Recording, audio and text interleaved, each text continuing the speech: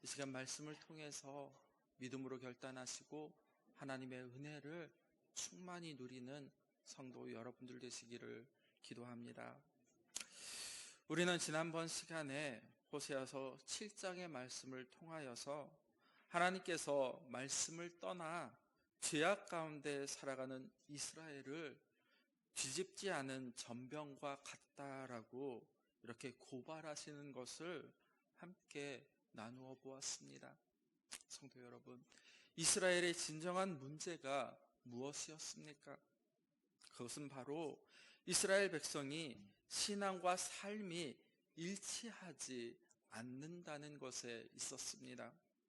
재물을 가지고 하나님께 나아가기는 하지만 이스라엘 백성들 그들의 마음속에는 하나님을 경외함, 즉 하나님을 존중하는 그러한 마음이 전혀 없었다라는 것입니다. 재물을 드리며 또 하나님께 죄를 용서하기를 간절하게 그렇게 간구하지만 정작 자신들의 삶 속에서는, 즉 일상의 삶을 통해서는 하나님의 긍휼하심이나 아니면 하나님의 인자하심이 그들의 삶 속에서는 전혀 드러나지 않는다라는 것입니다.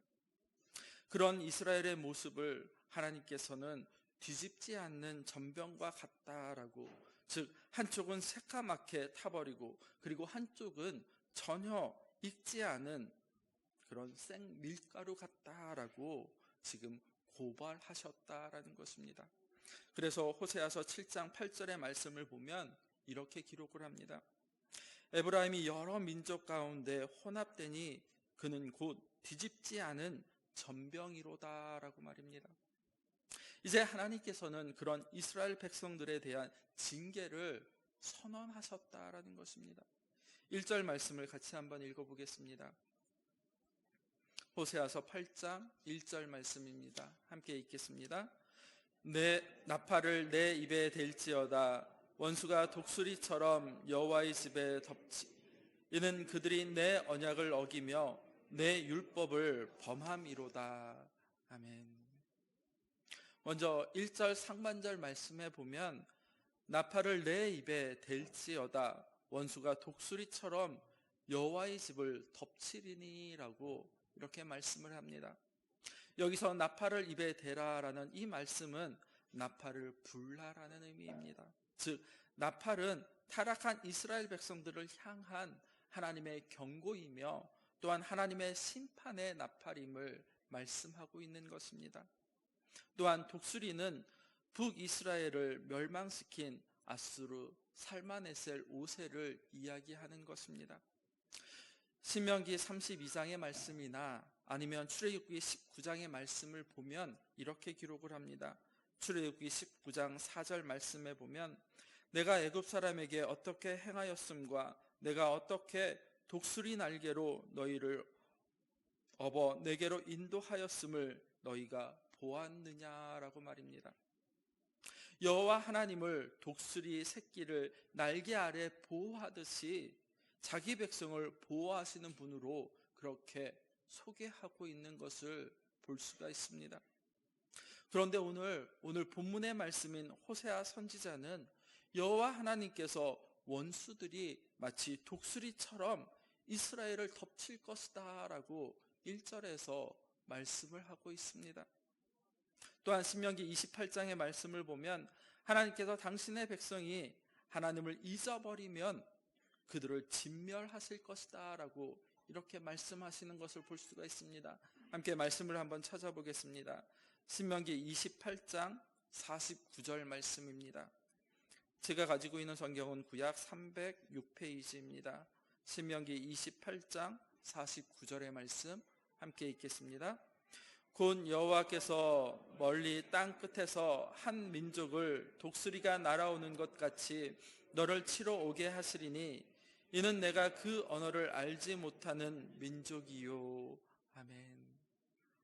신명기서를 통하여서 하나님께서는 독수리를 통해서 이스라엘을 심판하시겠다라고 이렇게 말씀하셨다라는 것입니다. 그리고 오늘 호세아 선지자는 하나님께서 신명기의 그 말씀대로 독수리를 통해서, 즉 아수르의 살마네스를 통하여서 이스라엘을 심판하시겠다라고 말씀하고 계십니다. 성도 여러분, 이스라엘 백성들이 왜 하나님의 심판을 받게 되어졌습니까? 그 이유는 이스라엘이 하나님의 언약을 어기고 그리고 율법을 범하였기 때문이다라고 성경은 기록을 하고 있습니다. 하나님의 백성은 당연히 하나님의 말씀을 따라서 순종하며 그렇게 살아가도록 부름을 받은 민족입니다. 그러므로 하나님의 말씀을 떠나서 자기 멋대로 그렇게 살아가는 것은 결코 하나님의 백성이 아니며 또한 하나님의 백성임을 스스로 포기하는 것과 같다라고 오늘 말씀하고 있습니다. 그래서 결국에는 하나님의 심판을 피할 수 없게 되어진다라고 말하고 있습니다. 또한 호세아 8장 2절의 말씀을 보면 이렇게 기록을 합니다. 그들이 정작 내게 부르짖기를 나의 하나님이여 우리 이스라엘이 주를 아나이다 하리라 라고 말입니다. 우리가 주님을 안다라고 그들은 이렇게 말씀하고 있다라는 것입니다. 2절 하반절의 말씀을 보면 심판 앞에 있는 이스라엘 백성들의 모습이 나의 하나님이여 우리 이스라엘이 주님을 압니다라고 이렇게 말하는 것을 볼 수가 있습니다. 지금 이스라엘은 위기 상황 가운데 속에서 하나님의 도움을 간절하게 요청하고 있습니다. 그러나 하나님께서는 이스라엘이 이미 선을 버렸으며 또한 원수가 그들 즉 이스라엘을 쫓을 것이다 라고 그렇게 3절에서 말씀하고 있습니다. 이스라엘이 하나님을 안다라고 하는 비록 이렇게 말은 하고 있지만 사실 이스라엘은 하나님을 결코 알지 못하였다라고 호세아 선지자는 말씀을 합니다. 왜냐하면 하나님을 안다라고 그렇게 말을 한다면 하나님의 말씀대로 삶을 통해서 아니 일상을 통하여서 생명의 복음을 증거하며 또 선을 드러내야 한다라는 것입니다. 그런데 이스라엘 가운데에는 그런 선이 지금 없다라고 3절에서 말씀을 하고 있습니다. 호세아 선지자가 말하는 이 선이란 바로 언약을 지키는 것입니다. 그리고 또한 율법을 준수하는 것에 있다라는 것입니다. 지금 이스라엘은 입으로는 하나님을 사랑한다라고 그렇게 말은 하고 있지만 정작 그들의 행동, 그들의 삶 속에서는 그들의 말을 전혀 증명하며 살아가지 못하고 있다라고 호세아는 그렇게 말을 합니다. 이사야 선지자는 이렇게 이야기하였습니다. 이사야 29장 13절 말씀에 보면 주께서 이르시되 이 백성이 입으로는 나를 가까이하며 입술로는 나를 공경하나 그들의 마음은 내게서 멀리 떠났으니 그들이 나를 경외하는 사람의 계명으로 가르침을 받았을 뿐이다라고 말입니다. 이스라엘은 위선적인 신앙의 결과 그들은 결국 원수들에 쫓기게 될 것이다 라고 호세아 선지자는 이야기하고 있다는 것입니다. 또 예수님께서도 이사야 선지자의 이 말씀을 인용하여서 신약에 말씀하셨던 것을 우리는 볼 수가 있습니다. 간혹 성도님들 중에 신앙생활을 미래의 보장받는 수단으로 그렇게 생각하시는 분들이 종종 있습니다. 우리가 장차 있을지도 모르는 그런 사고나 또는 질병에 대비해서 마치 보험을 들어놓듯이 복을 받고 평안을 누리기 위한 그런 보험쯤으로 생각하시는 분들도 상당히 있었음을 볼 수가 있습니다. 오늘 호세아 선지자는 하나님 앞에서 드리는 진실한 예배 그리고 의로운 삶이 뒷받침되지 않으면 우리는 하나님 앞에 예비하신 복을 누릴 수 없을 뿐만이 아니라 하나님께서 주시는 평안과 만족 그리고 기쁨과 행복을 우리의 삶 가운데 속에서 누리며 살지 못한다라고 그렇게 말하고 있는 것입니다. 아니 오히려 하나님의 말씀대로 살지 않음으로 말미암아서 하나님과 원수가 되어졌고 그리고 하나님의 징계를 받게 될 것이다 라고 호세아 선지자는 경고하고 있는 것입니다. 성도 여러분, 하나님께서는 거짓 그리고 위선을 가장 싫어하십니다. 하나님께서 우리를 하나님 당신의 자녀로 부르신 것, 아니 그 부르신 이유는 바로 우리가 하나님의 뜻을 따라서 이 땅 가운데 속에서 하나님의 나라를 이루며 거룩하고 그리고 정결한 삶을 살기 원하셨기 때문에 우리를 부르셨다라는 사실을 잊지 않으셨으면 좋겠습니다. 앞에서 1절 말씀에서 하나님께서 이스라엘이 언약을 어기고 그리고 율법을 범하였다라고 그렇게 호세아 선지자는 말씀을 합니다. 이제 4절에서 6절 말씀에 보면 이스라엘의 죄를 구체적으로 자세하게 설명하고 있는 것을 볼 수가 있습니다. 함께 4절에서 6절 말씀 같이 한번 읽어보겠습니다. 호세아서 8장 4절에서 6절 말씀입니다. 함께 읽겠습니다. 그들이 왕들을 세웠으나 내게서 난 것이 아니며 그들이 지도자들을 세웠으나 내가 모르는 바이며 그들이 또 그 은금으로 자기를 위하여 우상을 만들었나니 결국은 파괴되고 말리라. 사마리아여 내 송아지는 버려졌느니라. 내 진노가 무리를 향하여 타오르나니 그들이 어느 때에야 무죄하겠느냐. 이것은 이스라엘에서 나고 장인이 만든 것이라. 참신이 아니니 사마리아의 송아지가 산산조각이 나리라. 아멘. 먼저 호세아서 8장 4절 상반절 말씀에 보면 이렇게 기록을 합니다. 그들이 왕을 세웠으나 내게서 난 것이 아니며 그들이 지도자들을 세웠으나 내가 모르는 바이다 라고 이렇게 말하고 있습니다.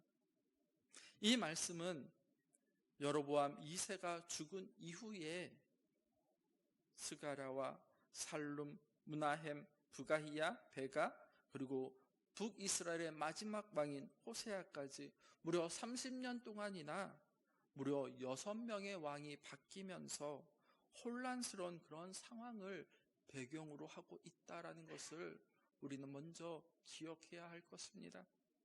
성도 여러분, 이스라엘의 왕, 이스라엘의 지도자들은 하나님의 뜻에 따라서 반드시 세워져야 한다라는 사실을 우리는 기억해야 합니다. 그런데 오늘 말씀을 보면 자기들의 정치적인 이해관계에 따라서 그들은 왕을 세우고 또한 지도자들을 세웠다라는 것입니다. 하나님께서는 그렇게 세워진 왕, 그렇게 세워진 지도자들에 대해서 4절 말씀해 보면 내게서 난 것이 아니며 내가 모르는 바이다 라고, 즉 내가 알지 못한다 라고 하나님께서는 그렇게 말씀하고 계시는 것입니다. 여기에는 두 가지 의미가 담겨져 있습니다.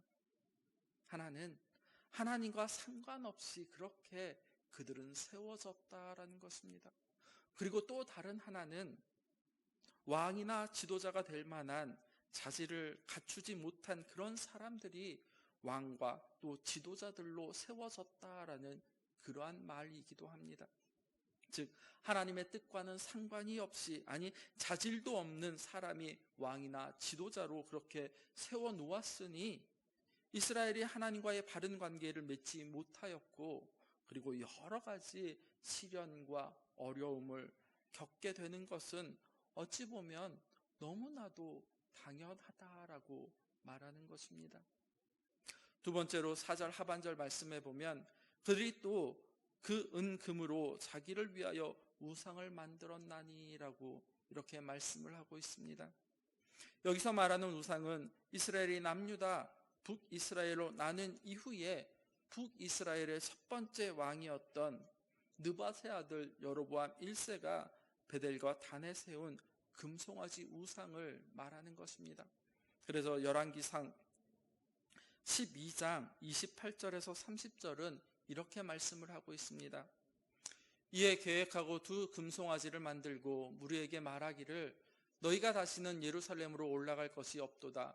이스라엘아, 이는 너희를 애굽 땅에서 인도하여 올린 너희의 신들이라 하고, 하나는 베델에 두고 하나는 단에 둔지라.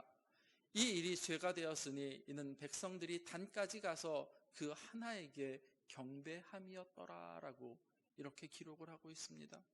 느밧의 아들 여로보암 1세가 저지른 죄가 바로 이것입니다. 그리고 두 번째는 레위 자손이 아닌 보통 사람들로 말미암아 제사장을 세운 일입니다. 그리고 세 번째는 절기를 임의로 변경한 죄입니다. 그래서 성경을 보면 여로보암의 길로 갔다라는 것은 결코 하나님과 대립적인 부분이 있었다라고 우리는 생각하면 된다라는 것입니다.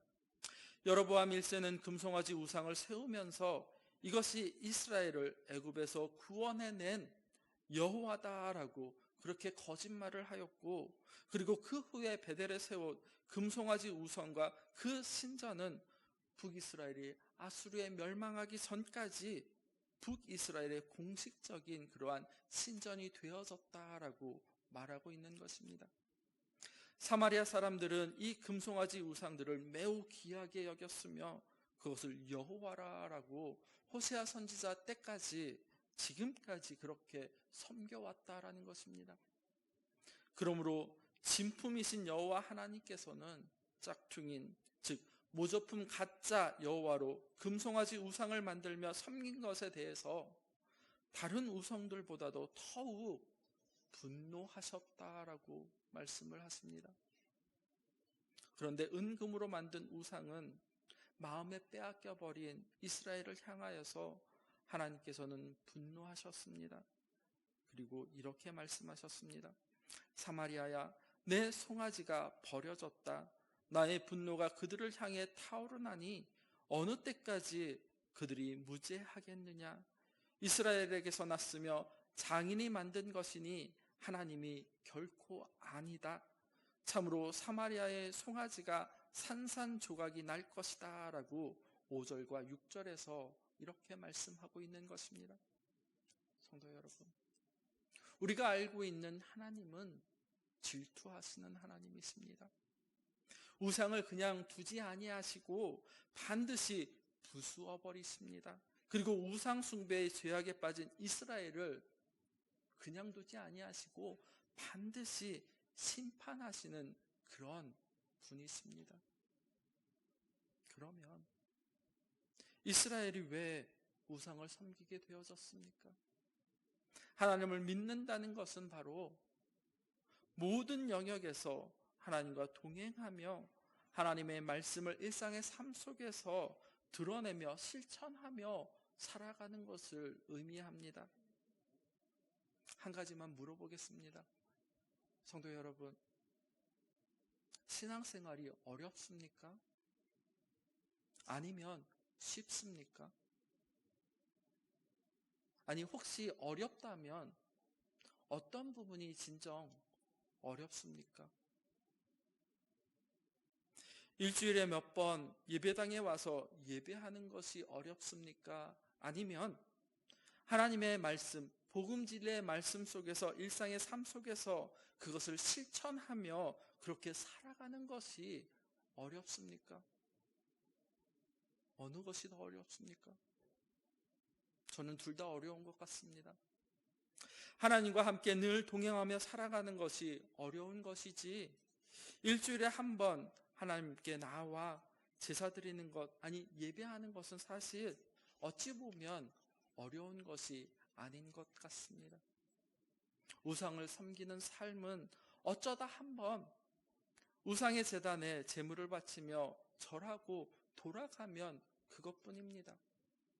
돌아가서는 어떻게 지냅니까? 자기 마음대로 그렇게 삶을 살아간다는 것입니다. 성도 여러분, 우상은 내 마음대로, 내 말대로 살아라, 아니 바르게, 거룩하게, 진실하게 살아라라고 그렇게 결코 말하지 않는다라는 것입니다. 이것이 바로 우상의 편리함입니다.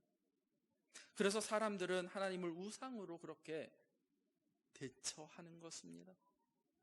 자기 욕심을 따라서, 아니 자기의 소욕을 따라서 자기가 원하는 삶을 살아가겠다라고 그렇게 말하는 것과 같다라는 것입니다. 하나님께서는 하나님 당신의 백성들이 진짜 하나님을 떠나서 그렇게 썩어질 것을 위하여 욕심을 따라서 살아가는 것을 결코 바라보시는 분이 아니시다라는 것입니다. 그래서 이런 금송아지, 아니 신상과 같은 우상들을 하나님께서는 다 부숴버리겠다라고 그렇게 말씀하시는 것입니다. 이미 우상의 마음에 빼앗겨버린 이스라엘이 스스로 우상을 부술 수 없으니 하나님께서는 이스라엘의 대적 아수르를 통하여서 그것을 부숴버리도록 하겠다라고 그렇게 지금 말씀하고 계시는 것입니다. 계속해서 7절에서 10절 말씀을 보면 하나님의 심판으로 이스라엘이 멸망하게 될 것을 호세아 선지자는 예언을 하고 있습니다. 7절의 말씀 같이 한번 읽어보겠습니다. 호세아 8장 7절 말씀입니다. 같이 읽겠습니다. 그들이 바람을 심고 광풍을 거둘 것이 심은 것이 줄기가 없으며 이삭은 열매를 맺지 못할 것이요 혹시 맺을지라도 이방 사람들이 삼키리라. 아멘. 7절 상반절 말씀에 보면 이렇게 기록합니다. 바람이 불 때 씨를 뿌리고 그리고 광풍이 불 때 추수할 것이다 라고 말입니다. 이스라엘의 농부들은 파종할 때 씨를 넓게 흩어서 그렇게 뿌린다라고 합니다. 농부가 밭에서 씨를 뿌리는데 강한 바람이 분다라고 생각하면 어떻게 되겠습니까? 그러면 씨가 바람에 날려가 버려서 밭에 제대로 떨어지지 않게 되어진다라는 것입니다. 그의 농사가 제대로 되어지지 않습니다. 또한 농부가 밭에 나아가서 추수를 하는데 광풍이 불어온다라고 생각해 보십시오. 어떻겠습니까? 그러면 애써 추수해 놓은 곡식물이 어떻게 되겠습니까? 모두 다 날아가 버리고 소출이 적어질 수밖에 없게 되어진다라는 사실입니다. 하나님께서는 이스라엘이 마치 바람이 심하게 부는 날 씨를 뿌리고 그리고 광풍이 부는 날 추수하는 그러한 어리석은 농부와 같다라고 지금 말씀하고 계시는 것입니다. 강한 바람이 부는 날에 씨앗을 뿌렸으니 당연히 씨는 제대로 뿌려질 리 만무하였고 그리고 설령 그것이 자란다 할지라도 이방인들이 다 먹어 치우겠다라고 말씀하고 있는 것입니다. 이 말의 의미는 바로 허무하다라는 것입니다. 아니 허사라는 것입니다. 그들이 애를 쓰고 그리고 노력하여서 심었는데 그것이 마치 바람을 잡는 것과 같다라는 것입니다. 성도 여러분, 이 세상에 눈에 보이는 것, 아니 손에 붙잡을 수 있는 것을 가졌다고 그렇게 큰 소리 치더라도 그것은 마치 바람을 잡는 것과 같다라고 성경은 말씀하고 있습니다. 이스라엘의 강대국인 아수르를 자신들이 지켜줄 것으로 그렇게 생각하였지만 그러나 그들이 이스라엘을 지켜주지는 못하였습니다. 아니 도리어 그들로 인하여서 멸망하게 되어졌고 비참한 노예로 전락하고 말았습니다. 그러므로 그들의 노력 그리고 그들의 애씀은 모두가 허사였던 것입니다. 호세아 8장 7절 말씀에 보면 보잘것없는 작물, 즉 이스라엘을 의지하고 있는 바알의 무능함과 그리고 바알을 의지하는 자의 허무함을 7절은 말씀해 주고 있는 것입니다. 이스라엘은 풍요를 누리기 위하여서 그들은 바알을 찾고 그리고 바알을 섬겨왔지만 바알은 이스라엘에게 결코 풍요를 가져다 줄 수 없었다라는 사실입니다. 왜냐하면 바알은 신이 아니고 사람들이 깎아서 조각하여 만든 우상에 불과했기 때문이다라고 성경은 분명하게 말씀하고 있습니다.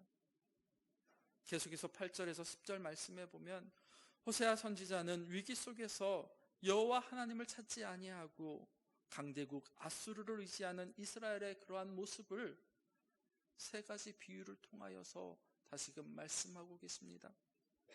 첫째로는 8절 말씀에 이스라엘은 이미 먹혔고 말았다. 이제 그들은 세계 만민 속에서 깨어진 그릇처럼 쓸모없이 되어졌다라고 말씀을 하고 있습니다. 호세아 선지자는 이스라엘이 아직 멸망하지 않았음에도 불구하고 마치 멸망한 것처럼 먹혀버렸다, 즉 삼켜버렸다라고 이렇게 말씀을 하고 있습니다. 이것은 바로 심판의 확실성을 말하는 것입니다. 이스라엘은 즐겨 찾지 아니하는 그릇, 즉 깨어진 그릇처럼 되어져 버렸습니다.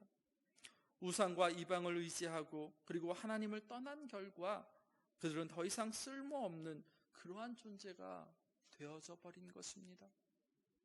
두 번째로는 9절 상반절 말씀에 보면 그들이 홀로 떨어진 들나귀처럼 아수르로 갔고라고 이렇게 기록을 합니다.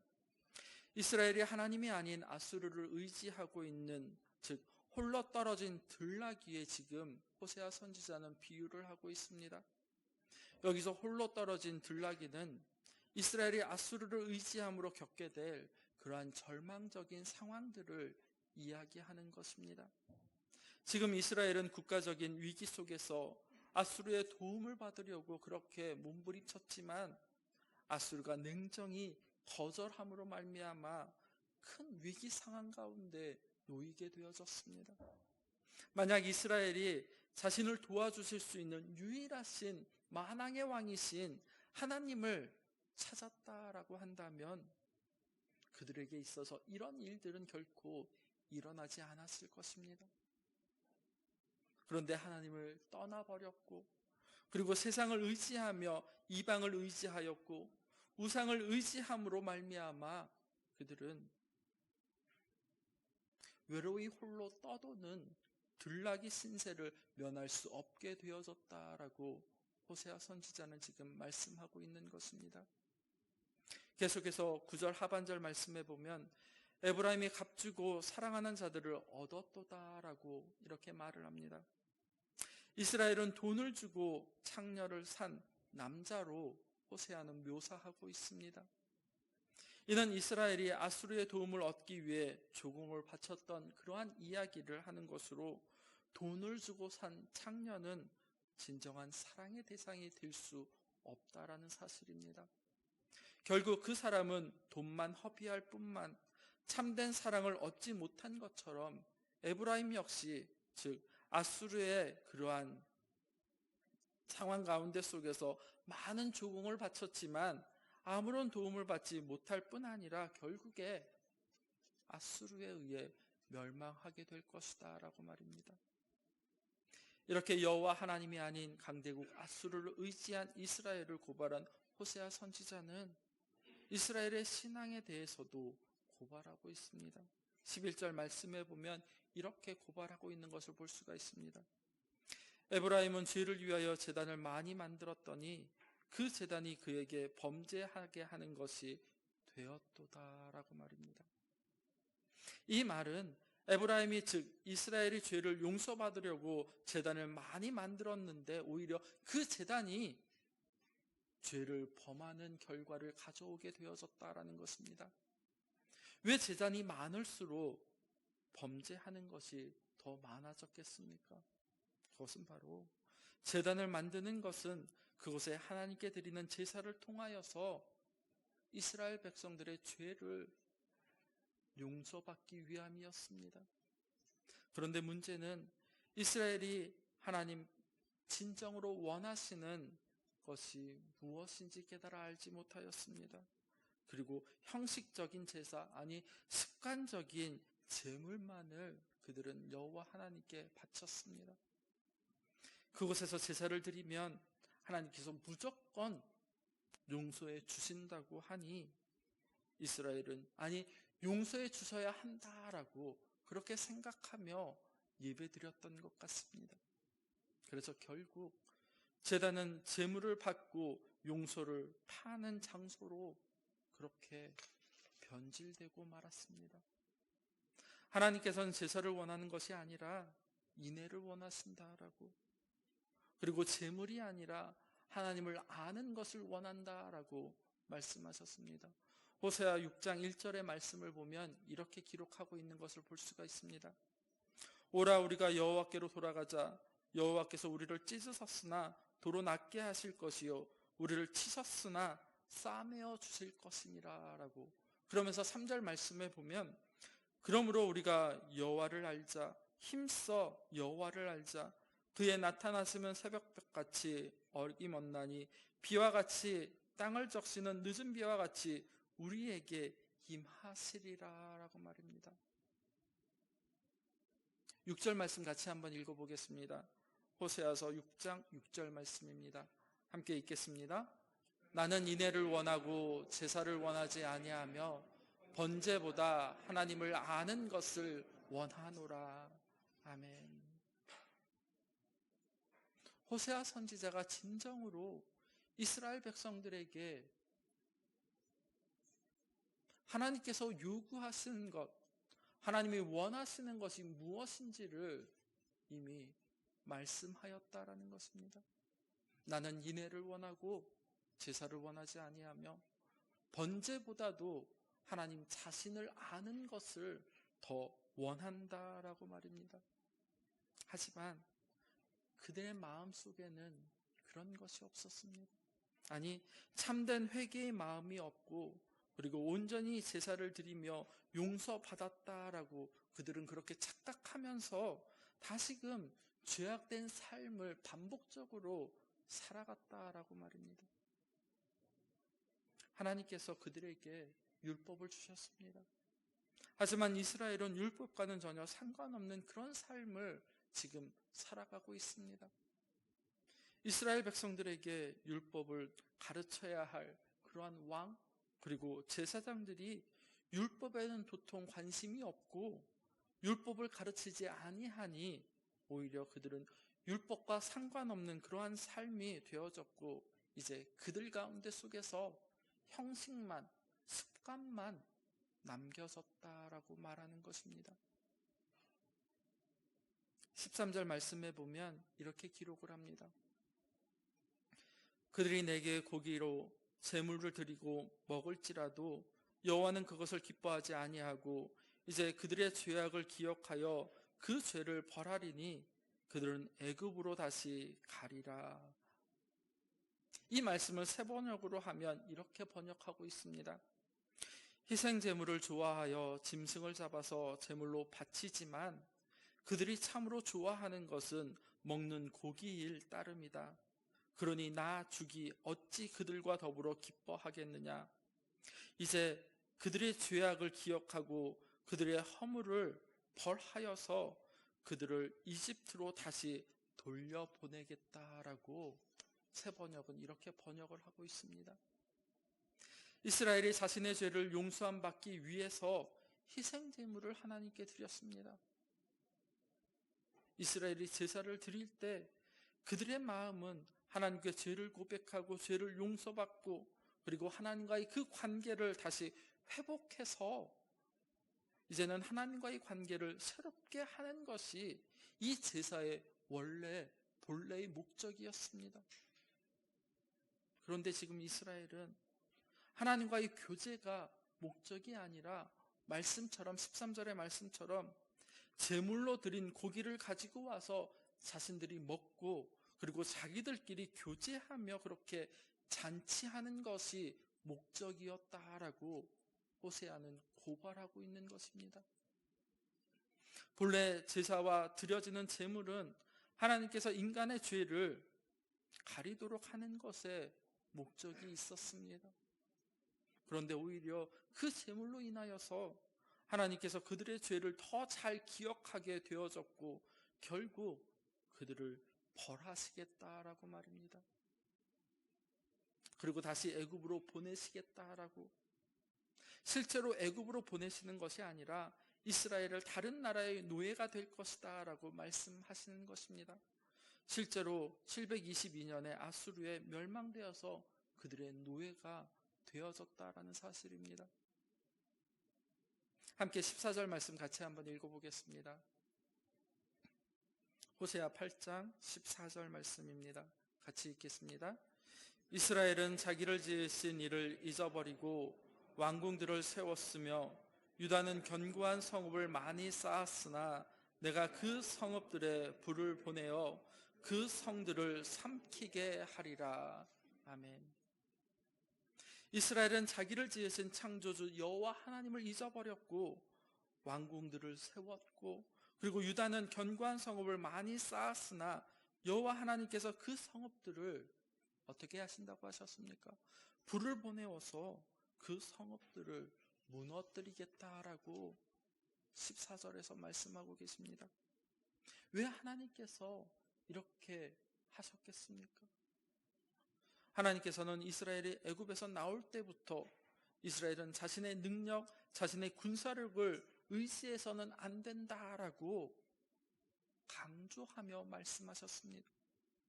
왜냐하면 이스라엘의 진정한 왕은 바로 하나님이시기 때문입니다.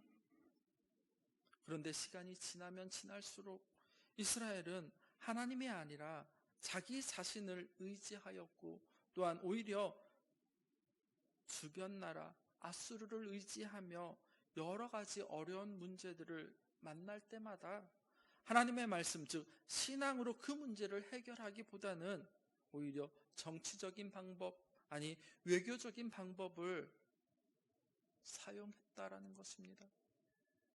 하나님께서는 이런 이스라엘의 그러한 노력을 무모하고 어리석다라고 그렇게 말씀하시면서 이제 이스라엘을 심판하시겠다라고 말씀하십니다. 성도 여러분, 오늘 우리의 삶은 어떠합니까? 하나님의 말씀이 신앙과 삶의 유일한 기준이라고 믿고 복음 진리의 말씀을 따라서 예수 그리스도 앞에서 그렇게 진정으로 삶을 살아가고 계십니까? 사실 오늘날 많은 사람들이 신앙과 삶을 분리해서 이원론적으로 그렇게 삶을 살아가고 있는 것 같습니다. 신앙에 있어서는 하나님의 말씀을 따라 그렇게 삶을 살아가지만 일상의 삶에 있어서는 하나님의 말씀과는 전혀 상관없이 그렇게 삶을 살아가고 있다라는 것입니다. 그런 삶은 호세아 시대의 이스라엘의 모습과 같다라고 오늘 성경은 말씀합니다. 성도 여러분, 그렇게 살아가면 어떤 결과를 가져오겠습니까? 7절 말씀 다시 한번 읽어보겠습니다. 호세아서 8장 7절 말씀입니다. 같이 읽겠습니다. 그들이 바람을 심고 광풍을 거둘 것이라 심은 것이 줄기가 없으며 이삭은 열매를 맺지 못할 것이요 혹시 맺을지라도 이방 사람들이 삼키리라. 아멘. 무슨 말입니까? 아니 무슨 뜻이겠습니까? 모든 것이 허사가 되어진다라는 것입니다. 아니 멸망을 거둘 뿐이다라고 호세아 선지자는 말씀하고 있습니다. 그때 비로소 내가 바람을 심었구나라고 이렇게 탄식하며 후회하지만 그때는 이미 늦었다라는 것입니다. 이 시간 성령 하나님께서 우리에게 덮어주심의 은혜를 베풀어 주셔서 우리로 바람을 심지 아니하고 의를 심는 자가 되게 해 주시기를 간절히 소망해 봅니다. 그래서 우리로 긍휼하심을 입은, 또 긍휼하심을 입고 거두는 자로서 이 세상을 살아가게 하여 주시기를 간절히 소망하여 봅니다. 기도하겠습니다. 우리의 진정한 왕이 되시는 하나님 아버지, 은혜와 사랑을 감사를 드립니다. 오늘도 말씀을 통하여서 우리의 신앙의 현 상태를 다시 한번 점검하고 확인하게 되어집니다. 하나님을 형식적으로 찾고 말과 행동이 달랐음을 하나님 이 시간 용서하여 주시고, 말씀에 조명해 주신 하나님의 그 말씀을 통하여서 오직 참된 하나님만을 의지하며 세상 가운데 일상의 삶을 드러내며 실천하며 살아갈 수 있도록 우리를 붙들어 주시옵소서. 예수님의 이름으로 기도드립니다. 아멘.